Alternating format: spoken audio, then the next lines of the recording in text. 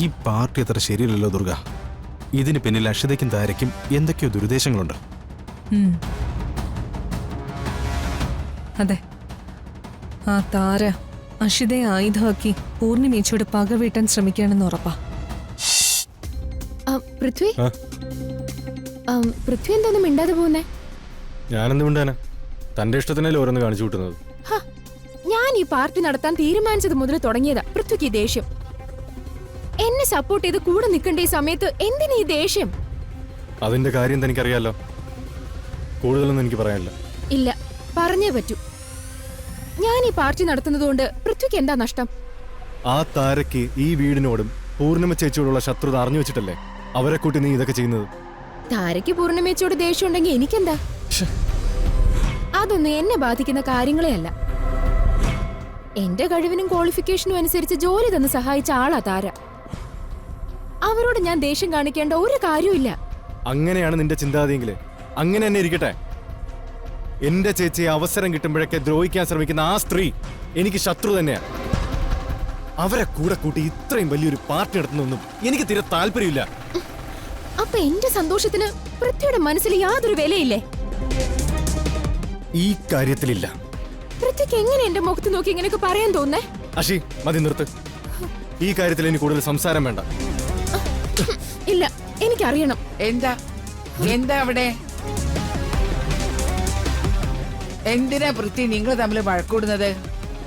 അഷിമോള് pregnant ആയിട്ടിരിക്കുന്ന സമയത്ത് ഇവളെ സങ്കടപ്പെടുത്താൻ പാടില്ലെന്ന് അറിയില്ലേ? മുത്തശ്ശെങ്കിലും ഒന്ന് പറഞ്ഞ് മനസ്സിലാക്കി കൊടുക്ക്. സാധാരണ പ്രഗ്നന്റ് ആവുന്ന ഭാര്യമാര് ഭർത്താക്കന്മാര് കൈക്കുമ്പിളി കൊണ്ട് നടക്കും. ഇവിടെ എനിക്ക് സന്തോഷമുള്ള ഒരു കാര്യം ചെയ്യാൻ പോലും സമ്മതിക്കുന്നില്ല. എന്താ മോനെ ഇത്? പ്രഗ്നന്റ് ആണെന്ന് കരുതി എന്ത് തോന്നിയ ദിവസം കാണിക്കാന്ന് വിചാരിക്കണ്ട. പൃഥ്വി, ദേ വെറുതെ ഓരോന്ന് പറയല്ലേ.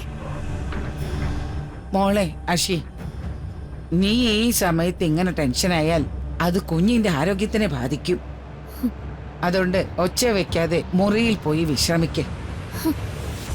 ചെല്ലേ. നീ ഇതെങ്ങോട്ടാ? നീ അവളുടെ കൂടെ ചെന്ന് അവളെ ഒന്ന് സമാധാനിപ്പിക്കും. അല്ല, അത് പിന്നെ ഞാൻ പോയിട്ട് വരാം. ഒരു അത്യാവശ്യ കാര്യം. പിന്നെ വാ, ചെല്ലേ.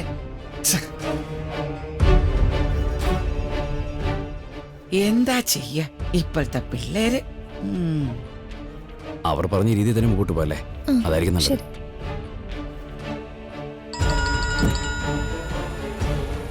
Hello sir.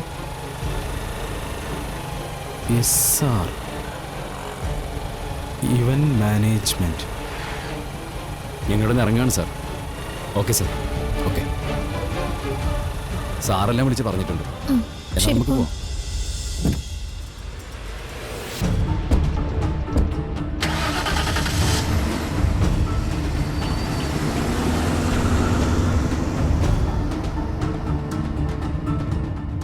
ആരാ? വാ.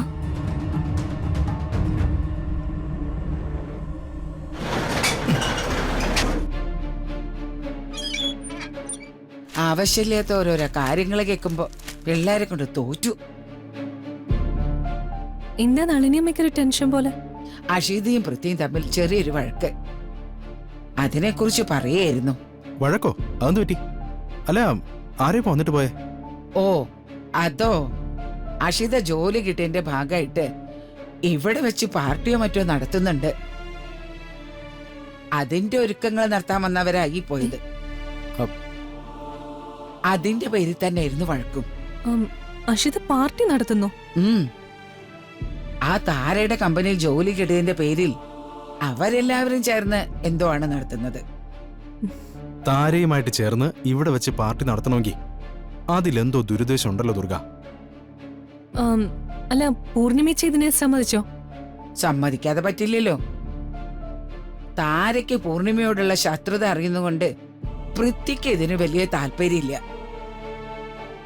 അതിന്റെ പേരിൽ അവര് തമ്മിൽ ഒന്ന് രണ്ടും പറയുകയും ചെയ്തു. ഈ കാര്യത്തില് പൃഥ്വിക്കൊപ്പം തന്നെയാ ഞാനും. അഷിതയ്ക്ക് പാർട്ടി നടത്തണമെങ്കിൽ അത് വേറെ എവിടെയെങ്കിലും വെച്ചാവാലോ. എന്താ ചെയ്യ? ആ കുട്ടിയുടെ വാശി നിനക്കറിയാവുന്നതല്ലേ. സമ്മതിക്കാതെ പറ്റില്ലല്ലോ. അതാ പൂർണിമ എതിർക്കാതിരുന്നത്.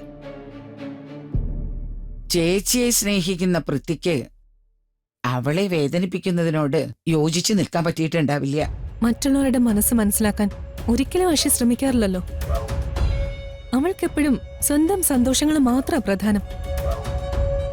അതിന് കാരണം തന്റെ ചെറിയമ്മയാ. ചെറുപ്പം മുതലേ അങ്ങനെയാണല്ലോ അവളെ ശീലിപ്പിച്ചു വെച്ചിട്ടുള്ളത്. എന്തൊക്കെ പോരായ്മകൾ ഉണ്ടെങ്കിലും അഷി ഒരു അമ്മയാകാൻ പോകുന്ന ഈ സമയത്ത് അവളെ വേദനിപ്പിക്കാൻ പാടില്ല. അങ്ങനെ ചെയ്താൽ അതാ കുഞ്ഞിനെയും കൂടി ബാധിക്കും. അതാ രണ്ടാളും ഞാൻ പറഞ്ഞു മനസ്സിലാക്കിയത്. ആ അത് നന്നായി. നിങ്ങൾ പോയി ഫ്രഷ് ആവ്, ഞാൻ കുടിക്കാൻ എന്തെങ്കിലും എടുക്കാം.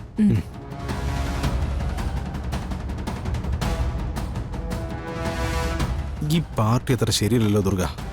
ഇതിന് പിന്നിൽ അഷിതയ്ക്കും താരയ്ക്കും എന്തൊക്കെയോ ദുരുദ്ദേശങ്ങളുണ്ട്. ഉം. അതെ, ആ താര അഷിതയെ ആയുധമാക്കി പൂർണിമേച്ചോട് പക വീട്ടാൻ ശ്രമിക്കുകയാണെന്ന് ഉറപ്പാ. എന്തായാലും നമുക്ക് വെയിറ്റ് ചെയ്യാം. അവരുടെ ഉദ്ദേശം എന്തു തന്നെയായാലും നമ്മളത് നടത്തില്ല.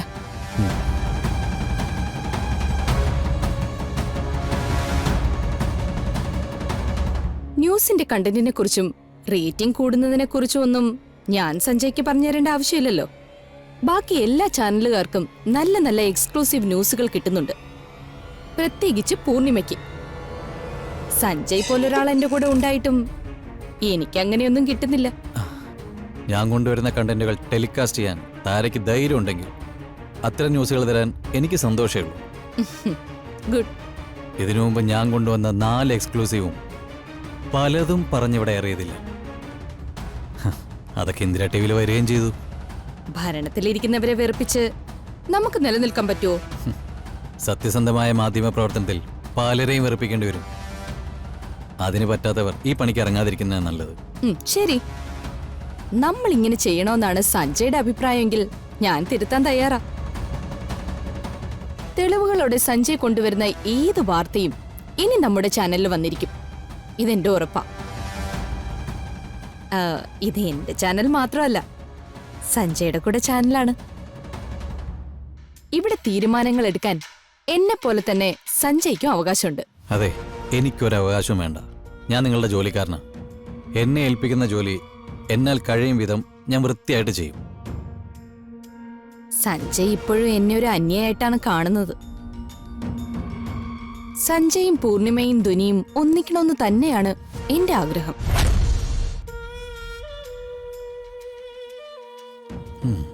ശരി. ആ സഞ്ജയ്, എന്താ സഞ്ജയ്ക്ക് എന്നെ വിശ്വാസം ഇല്ല അല്ലേ?